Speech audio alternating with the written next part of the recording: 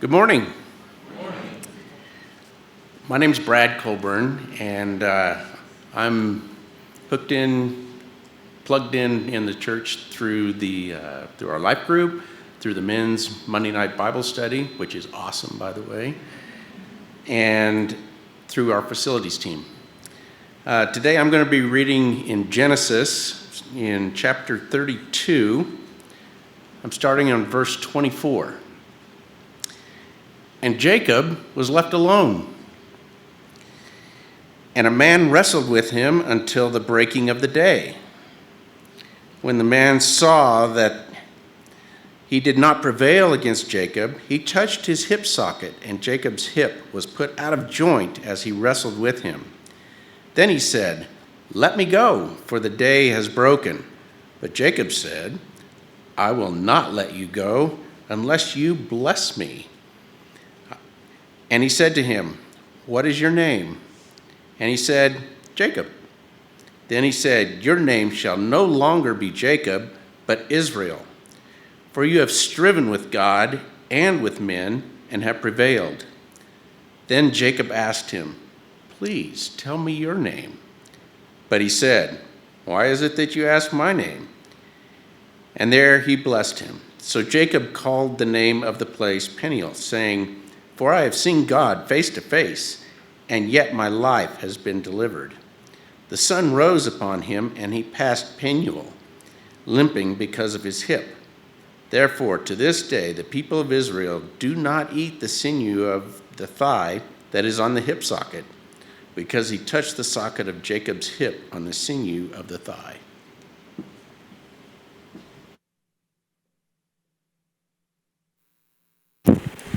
Well, good morning, friends. My name is Justin, and I have the privilege of serving on our community life ministry here at the Thornton campus. And the one thing I love most about this role is the people I get to worship and serve alongside every week, all of you, to accomplish the mission that God has given us at this church, to build Christ-centered communities of people fully devoted to loving God and loving others.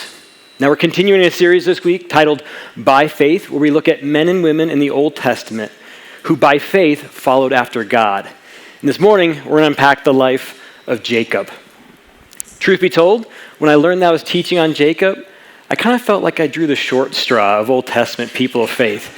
I mean, he's not one that we would call the ideal role model. In fact, his name, we come to find out, is someone who grabs the heel. He's a cheat, also known or translated as a deceiver. And so there's not much redeeming that at least I remember about Jacob's life.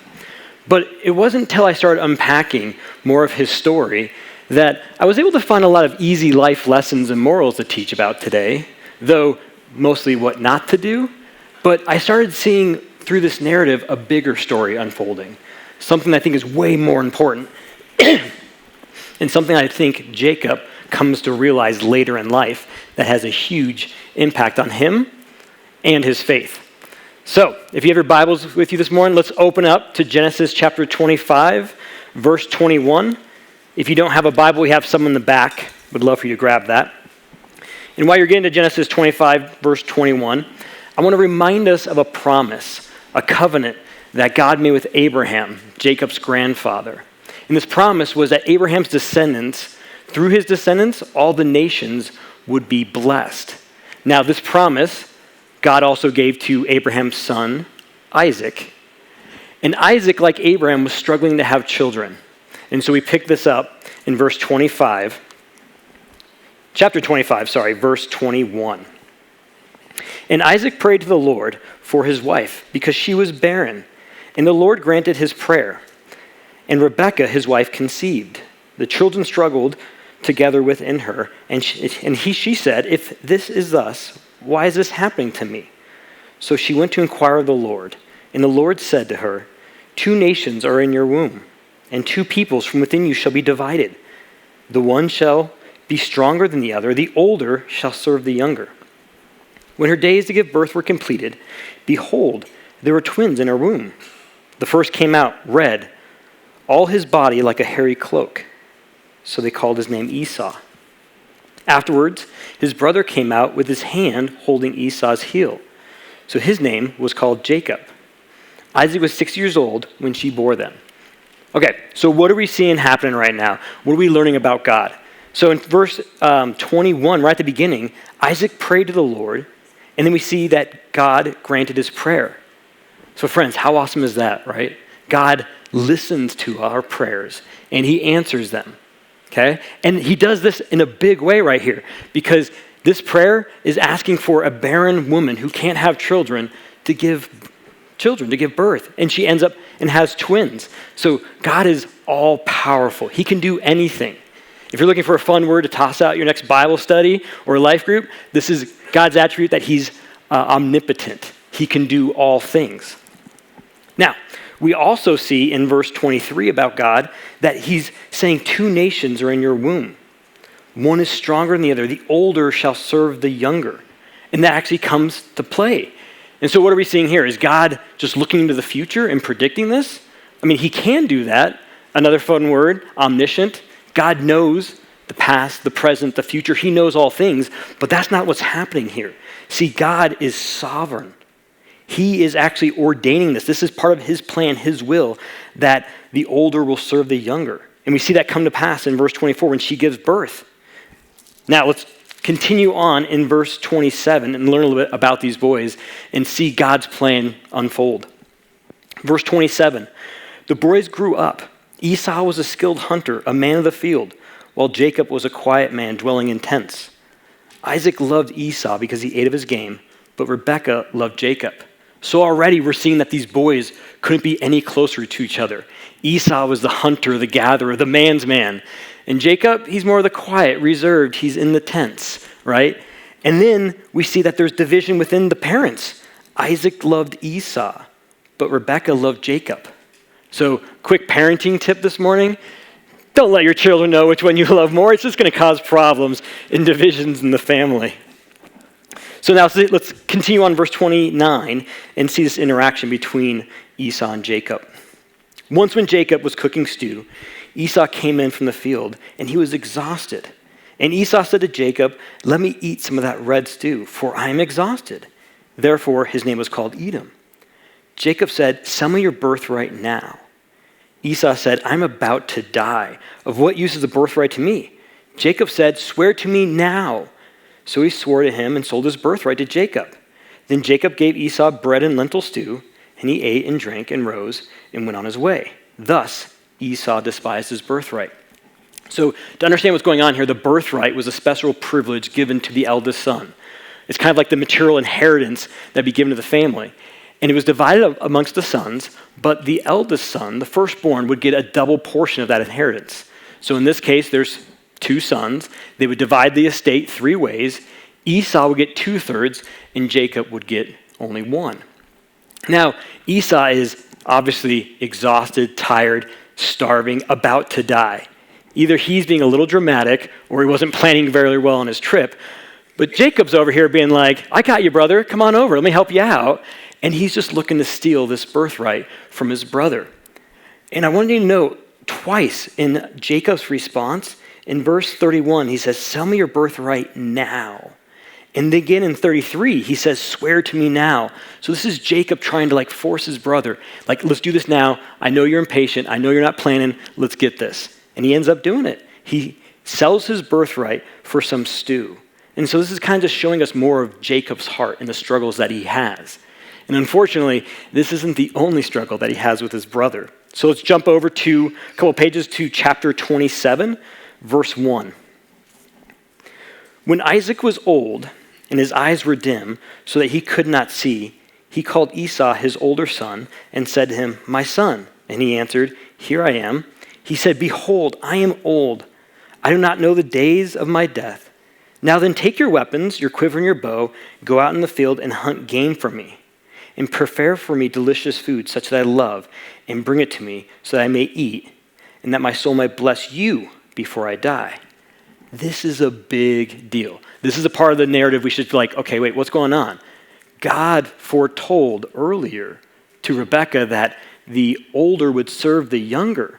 But by giving this blessing, this is kind of like the passing of the baton, the spiritual guidance and leadership of the family, that the family line would go through, in this case, Esau, if it's given to him, what's going to happen, right? Is God's promises going to be, is it going to be fulfilled? Is this really going to happen? And then we start thinking like, oh, will Esau get the birthright?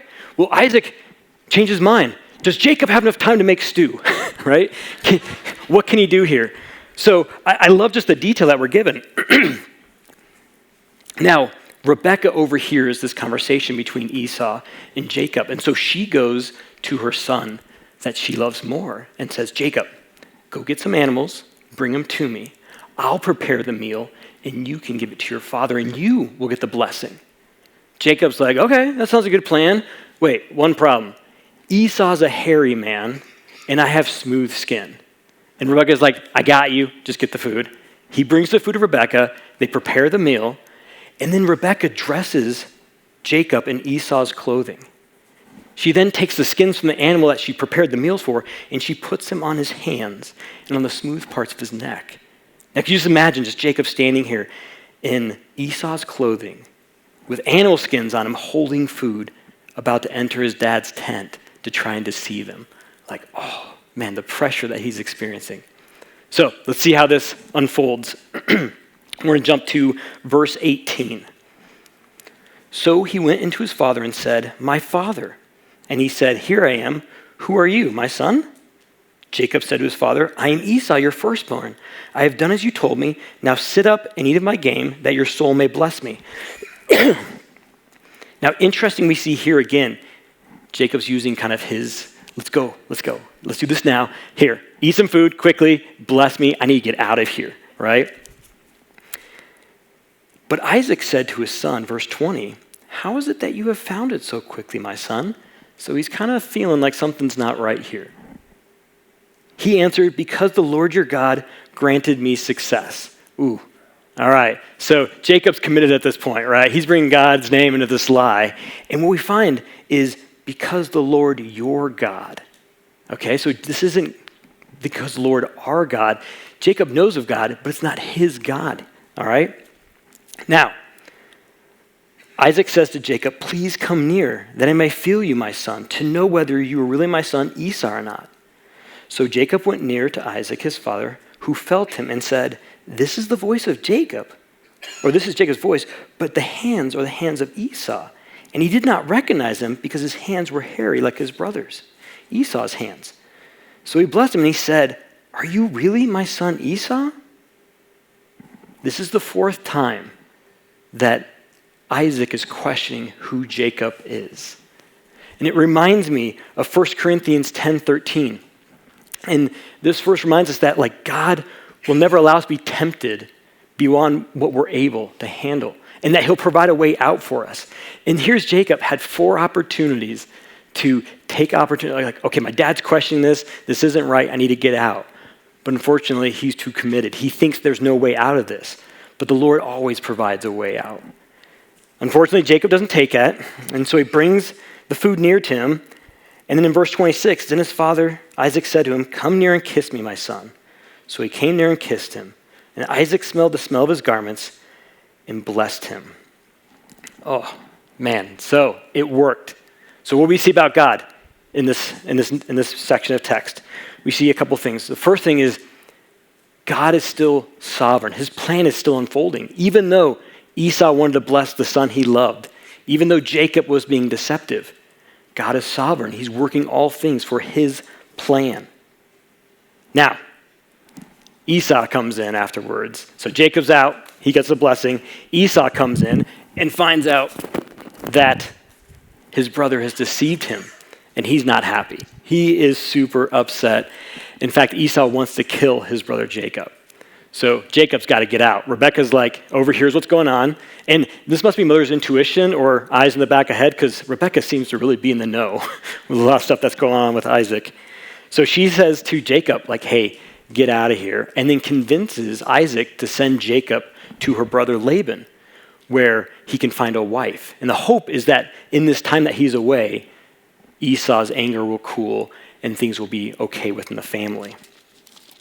So, Jacob is fleeing to his brother, to his uncle Laban.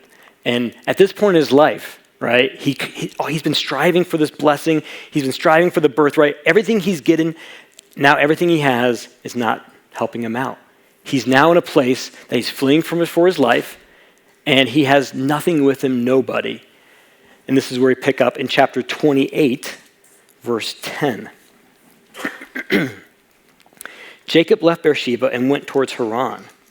And we came to a certain place and stayed there that night because the sun had set. Taking one of the stones of the place, he put it under his head and laid down in that place to sleep. And he dreamed, and behold, there was a ladder set up on the earth, and the top of it reached to heaven. And behold, the angels were ascending and descending on it. And behold, the Lord God stood above it and said, I am the Lord, the God of Abraham, your father, and the God of Isaac. The land on which you lie, I will give you and your offspring. Your offspring shall be like the dust of the earth, and you'll spread abroad to the west and to the east and to the north and to the south.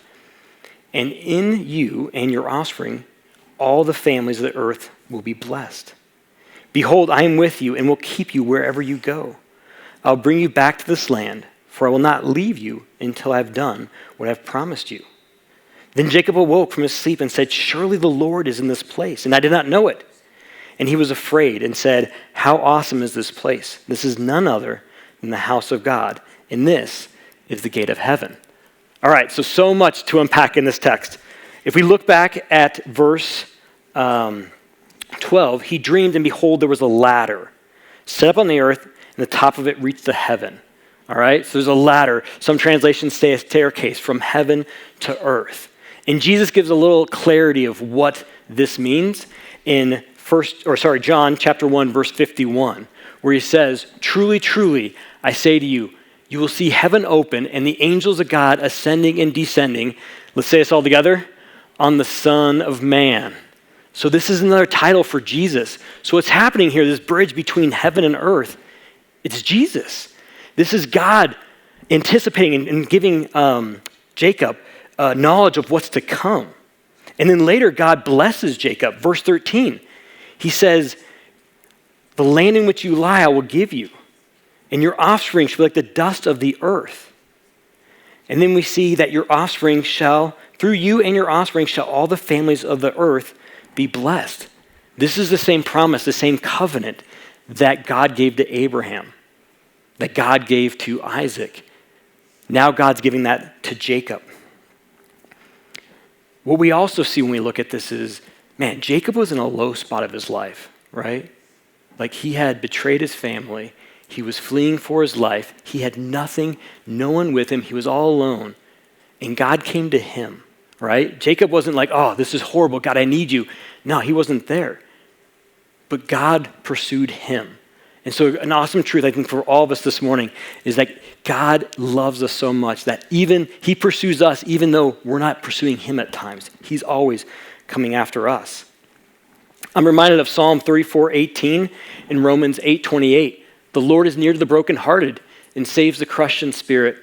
And we know that for those who love God, all things work together for good, for those who are called according to his purpose. This is who God is. And how beautiful is that in our time of need, God is there.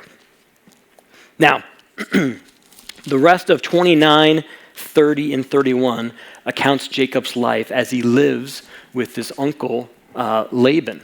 And this is where his life gets a little messy. See, he commits 7 years of service under Laban for his younger daughter Rachel's hand in marriage. Unfortunately, he gets a little taste of his own medicine, maybe fortunately, and Laban deceives him, excuse me, and tricks him into marrying his older daughter, Leah. Jacob's fear is Laban knows he's probably upset, and so he says, I'll give you my daughter Rachel too if you commit to another 7 years. So now he's going to be working for this man for 14 years, and for 7 of them, he has these wives. They're competing with each other to have children. Now, all throughout this time, while he's being deceived by Laban, while his wives are disputing with each other over having kids and more kids, he still prospers. God is still with him. And we see that in God's faithfulness through the possessions. So we start seeing Jacob grow in his possessions and his wealth, and then we see growth in his family. Now, the problems for Jacob, don't really finish. They continue, even though he's prospering. We learn that he later finds out Laban doesn't favor him like he used to. And then we see God say, hey, I want you to go home, Jacob. Now, Jacob's all about going home, but there's one problem. Laban's prosperity and all of what he's earned has come through the hands of Jacob. And so it's bad for business if Jacob were to leave.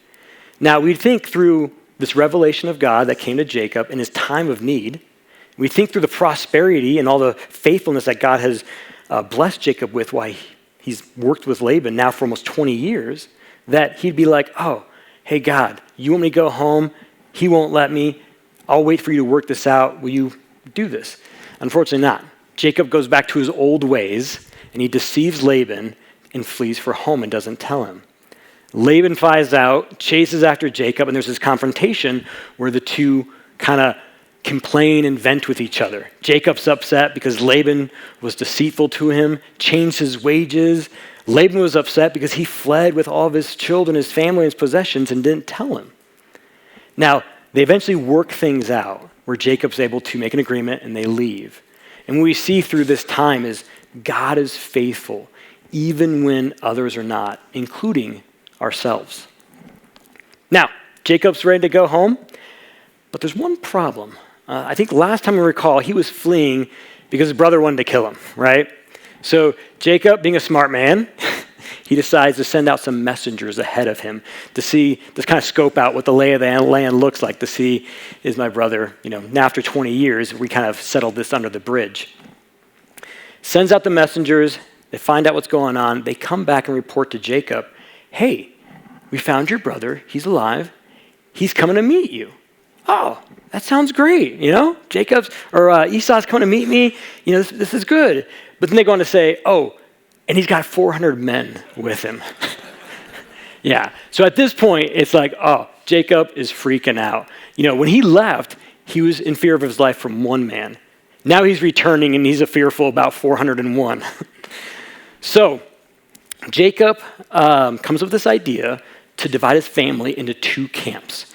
He takes his servants and their families, puts them in one camp. He takes his wives and their families and puts them in a second camp, and he sends them ahead of him. The thought being, if Esau attacks one of the camps, the other will be able to escape. And then he sends them all ahead, and he's the last one there. And I'm just curious, is he just like, okay, we'll send the first camp out, I'll look over the hill, see if they run, I'll go this way. And again, he's still kind of looking after himself. Now, Jacob has this confessional prayer to God at this point. And we pick that up in chapter 32, verse 9. In desperation, Jacob prays the Lord. O God of my father Abraham, God of my father Isaac, O Lord, who said to me, return to your country and your kindred, that I may do you good. I'm not worthy of the least of all these deeds of steadfast love and all the faithfulness that you have shown your servant. For with only my staff I crossed this Jordan, and now I've become two camps. Please deliver me from the hand of my brother, from the hand of Esau, for I fear him, that he may have come and attack me, the mothers with children. But I said to you, I will surely do you good, and make your offspring as the sands of the sea, which cannot be numbered for the multitude. So Jacob's kind of figuring this out right now. He's realizing he's out of time, and he's out of his resources and ability to solve this problem, and life and death is on the line. And so he prays to God. In this prayer, we start seeing that he's starting to understand that, wow, I'm remembering God's faithfulness to me. There's a little bit of confession here where he says, I'm not worthy of all this that you have done for me. And now that he's sent his family and all these camps ahead of him, he's like, God, I need you. I'm afraid of what my brother's going to do. But, verse 12, surely you will do good and make my offspring as the sands of the sea. So there's a little trust happening and growing within Jacob. Now with Jacob's family and all of his possessions ahead of him, he finds himself alone, isolated, and here he encounters and wrestles with God. So chapter 32, verse 22.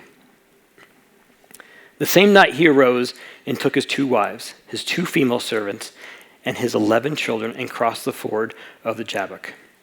He took them and sent them across to the stream and everything else he had, and Jacob was left alone. And a man wrestled with him until the breaking of the day. When the man saw that he did not prevail against Jacob, he touched his hip socket, and Jacob's hip was put out of joint as he wrestled with him. Then he said, "Let me go, for the day has broken." But Jacob said, "I will not let you go unless you bless me." And he said to him, "What is your name?" And he said, "Jacob." Then he said, "Your name shall no longer be Jacob, but Israel, for you have striven with God and with men, and have prevailed." Then Jacob asked him, "Please tell me your name." But he said, "Why is it that you ask my name?" And there he blessed him. So Jacob called the name of the place Peniel, saying, "For I have seen God face to face, yet my life has been delivered." Okay, so all of Jacob's struggles, all of his self-will, all of this stuff comes to a head when he meets with what Jacob accounts to as God, as we see later on in this passage.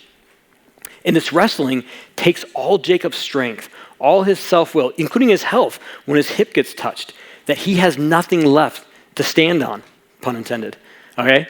So he literally has been fighting his whole life, going after what he desires, what he wants, when he wants it. And now he's faced with this situation that he can't control, and he's realizing that. And so he gets the blessing, but it's not because he overpowered God, it's because he was clinging to God. It was in surrender that he finds faith.